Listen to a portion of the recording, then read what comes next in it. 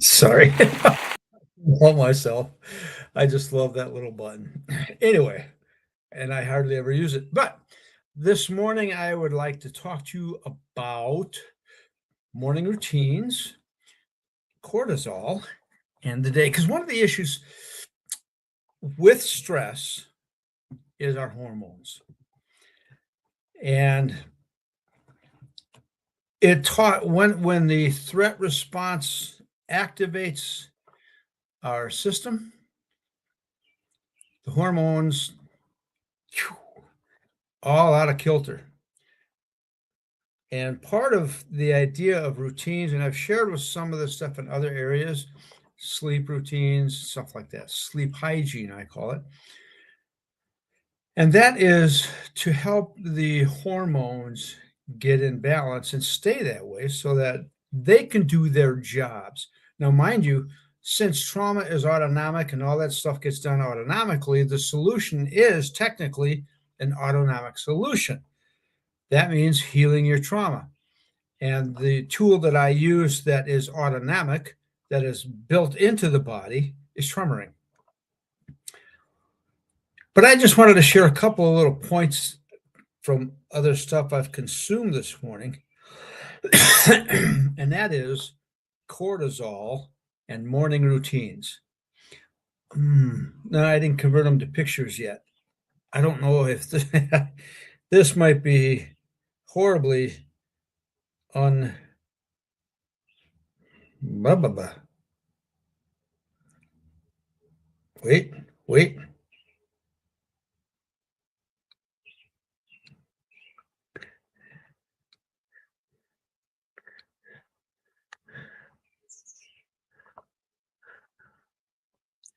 This was my morning. Yeah. I was there when the sun came up. This is what it looked like before the sun came up. And by the way, the time the sun did come up was not the time my handy dandy weather thing said it was going to come up. It was about 12 minutes later. Okay, whatever. I was up catching the sunlight. Now, you might have read a variety of things about getting the morning sun in your face. And I do believe there's some validity to that. Now, I'm fortunate that these days I am getting up before my alarm. So I'm up before 5. Today was supposed to be 5:09. I was up at 4:30. And I think part of it might be due to my cortisol doing its thing, because apparently cortisol, from what I understand, starts to peak about 45 minutes after the day, and it stays on this plateau for a while and then descends to about midnight. And then she goes really low and stays that way while you're sleeping. But what ends up happening is and the idea of trauma, or the reality of trauma, is it's chronic stress. So if everything in our life is a stressor, then cortisol is going to spike all over the place, from high to low, high to low, high to low. And it has a natural function. One of them is to get us up in the morning. So I'm going to talk to you about those. Now, if you're a client, what you're learning is how to use this tremor mechanism to return your entire being to equilibrium. In other words, physiologically, your body returns to a good pH balance, all the rest of that stuff that goes to your gut, the gut biome, all of that physiologically, your immune system, your heart rate, your breathing rate, reproductive system, your immune system, all of that comes back to healthy. That's kind of what equilibrium means, right? And so we want it to be healthy. We want, in fact, that to be growing. Right? I do. So we use that tremoring mechanism, and that's what it does to us physiologically. And You'd be surprised at what it does emotionally and cognitively, so forth and so on. Every part of you goes into the stress response, the threat response, and that means that every part of you then becomes an expression of the trauma state. So when we heal our trauma, every part of us can come back. So when somebody says, "What do you do?" I says, "I help people get out of the abyss of trauma and begin living a profound, deeply profound and human life." Cortisol. So when you get up in the morning, like I did this morning, I sat outside. I got a lawn chair out there on the front sidewalk. It is excuse me, it's a nice little U-shaped entryway. And as you can tell, I got a big tree right there. So it's shaded. I don't have to worry about being blasted by sunlight. And as I'm sitting there, I just kind of tilt my chair and it looks right at that sunlight that I just showed you, that sunrise. Now, as the year progresses, that sun is going to move to the right. So when it becomes winter again, where I'm sitting is no longer going to catch the sunrise. In fact, it'll get to be that way. It'll travel that far along the horizon. I will not be able to sit out on my sidewalk, which is another 50 feet from where my chair is now, and still see the sunrise. It's too far to the south. And that's the cool thing about the seasons, how we move through space and so on and so on, and how our cortisol is relative to them. So when I get up this morning, which I do quite often, I will go to a window, mainly because the window in my bedroom is open, and I'll close it because if the rest of the house is heated, I don't want it to be opening the door. And then I'll come into this room and turn on my router, turn on my internet Wi-Fi, and I'll look out this window secondarily, and I'll look out this window. I will always look to the sky to see how different is it today than it was yesterday. Sometimes, like now, as I just showed you, it's these oranges. Sometimes, and it's not always that way, but I get to see that. And so I could spend just 10 seconds looking out that window. I get my coffee, which is not probably the best idea. It's secondary, but not the best, maybe. At least not before food. And I'll go sit outside. That's what I'm looking for, is that sun to come up. And I know there's some popular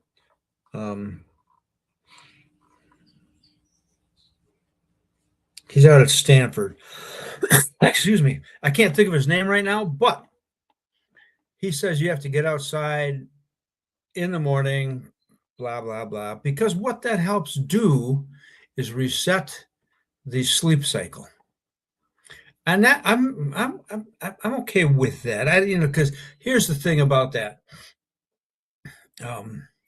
idea, and that is that I don't know if our ancient ancestors, and we like to picture them in a cave, okay, whatever. I don't think what they first did was get up, go outside, go, get the sun on their face. Sun might have already been up. And here's the thing about people claiming that there's science about this, which they never post, and that is at what particular minute of that sun rising am I supposed to be getting that 10 or 15 minutes or even 10 seconds? See the problem? And wouldn't it hold true then that at night I need to go to the east? And I do. I look out this window because I want to see the eastern sky. Because sometimes when we have clouds, I get these beautiful pinks and blues and grays.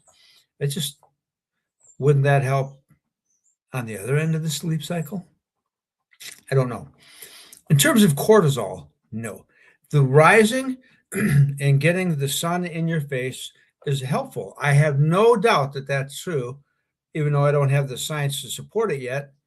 All I know is I like it, and I feel better when I do it. And laying off the coffee is probably not a bad thing.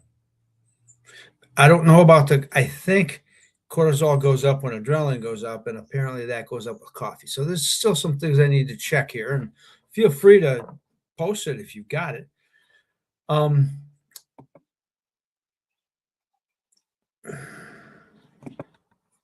so one of the other things is that, you got these morning things that are going on, and really I could have probably had water first. Usually that's what I do, because I just spent 8 hours drinking nothing. So, and at work, I don't drink energy drinks, none of that. I drink coffee, I drink water. And hopefully I drink more water than coffee. Some days that's not true, and I know that's a problem. What I'm learning to do is put off that morning coffee. I could drink tea in the morning. Excuse me. So if I drink tea in the morning, I'm okay. But that will help your cortisol do its job. And in the long run, cortisol is important for a couple of different things. One is it helps you wake up and feel okay, and that's pretty good. So it returns to this state that it should be functioning in, that range. So it gets you up in a way that is optimal. I'm going to say a little bit more gently. It helps to regulate the insulin blood sugar thing. So now this is black, it does not have any sugar, no creamer, none of that artificial stuff. So I'm not slamming my body real hard with sugars. And I think cortisol helps with that. It does some things with sleep, some thyroids stuff, magnesium, from what I understand, visceral fat. Now that's a big one. If we get this cortisol in shape, I think what ends up happening is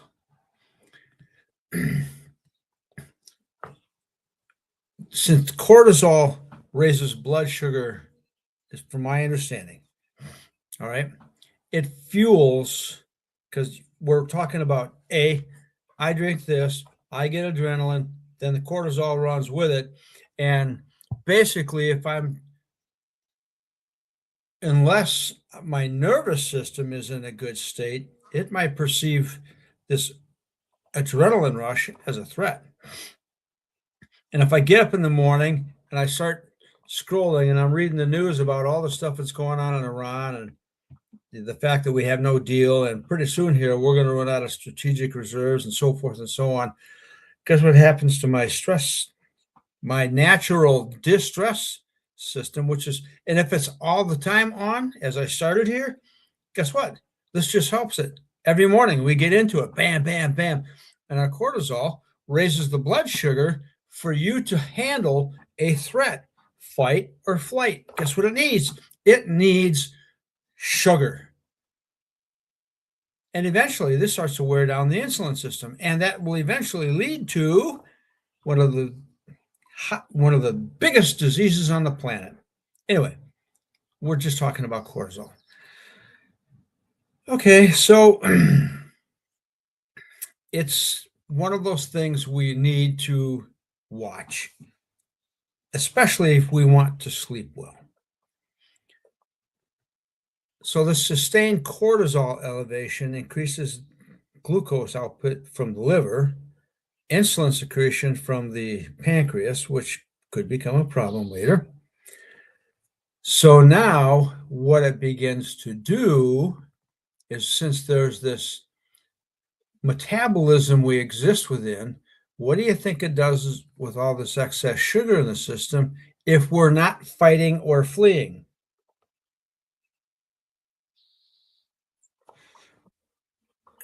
That's where she goes. And for some odd reason, it seems to like to store it in the viscera, not up here. All right. And I heard once, I think, that visceral, let's see if I get this right, visceral cells have, oh golly, I can't remember. It has more, I'm going to butcher this word, glucocorticoid, corticoid maybe, receptors. There's more of them there in your viscera, and I thought it was 6. Maybe it's 4. Anyway, that's a significant number, right? So if they're all stored here, guess what the priority might be? All right, that's right. Since we're spiking the blood sugar and the insulin and our liver and kidneys, and boom, we got all this fat that needs to go somewhere. So, excuse me.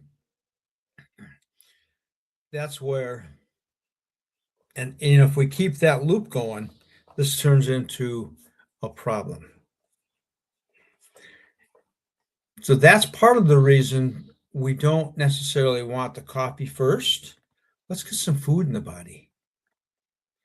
Maybe some tea. Tea would be okay.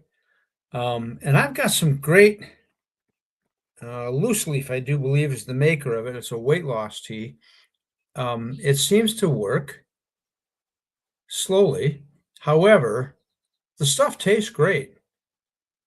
And in the morning, I'll drink that. And I'm at the place now where, because it's so nice out in the morning, I might start making cold version of it. And that's all great. Now, let's take our activities moving forward into the evening. Get yourselves off of this device. I've talked about sleep hygiene. I won't repeat that all here. One of the things that's important is that we don't eat too late before bedtime. That's a huge one, because what ends up happening is, since cortisol wants to be really, really low. Now, mind you, I've been known to go to sleep with this in my hand. And maybe my cortisol is just completely out of whack.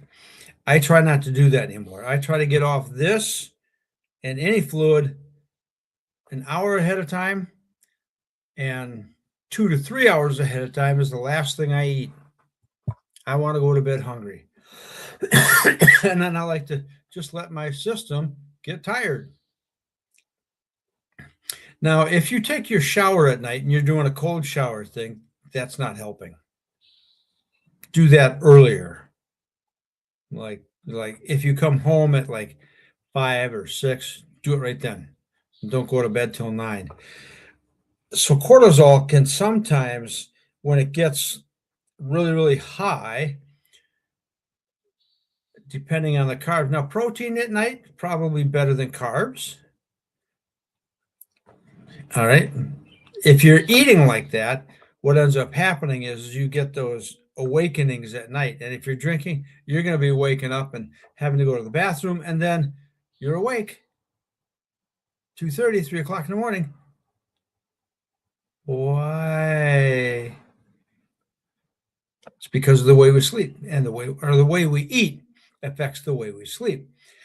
So that whole process of 10 seconds in the morning, and then blah, blah, blah, and then how we take care of ourselves in terms of food is causing sleep deprivation. And you can't take a nap and catch up on sleep. That's not how this math works. If you lose it, you lose it. And it affects your thyroids, which could affect your testosterone, because of the way that these things are converted in the body. The way these hormones, cortisol apparently can affect T4 and T3, if I recall, and that affects your metabolic rate. Now, I guarantee you, I'm getting better about my coffee, but I'm still shitty at it. And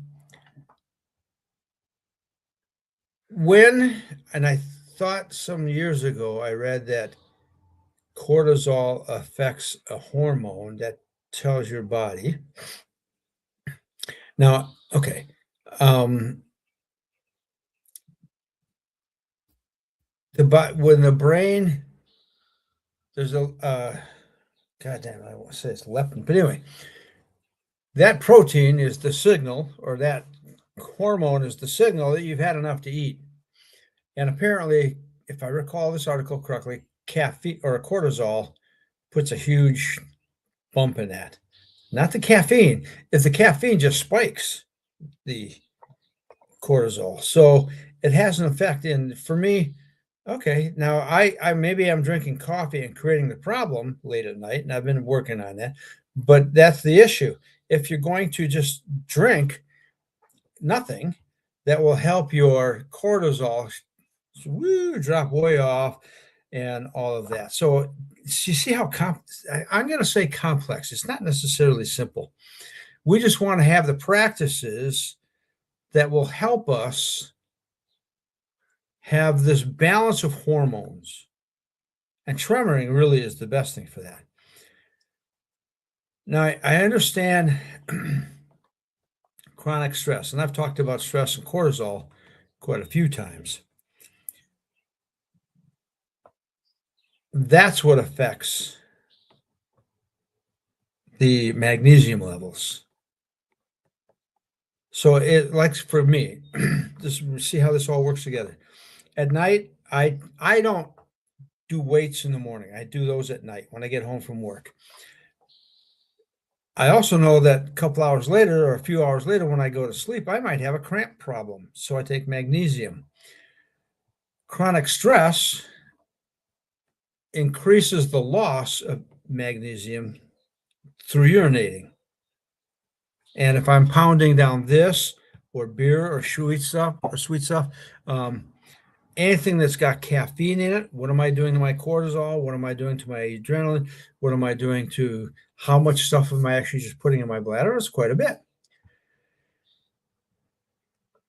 And if I recall correctly, the parasympathetic nervous system really likes its magnesium. That also helps bring the cortisol down. And it's not too difficult to start putting this all together. And that is simply get up in the morning, go to the window, say hi, greet the day.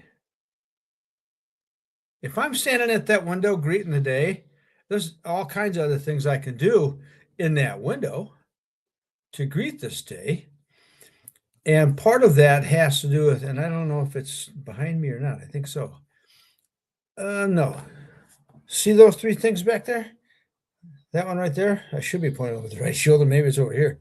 But all of these contain declarations to some degree. Actually, some of that is one's a workout and one's my Qigong. But otherwise, I have declarations or affirmations that I like to work with.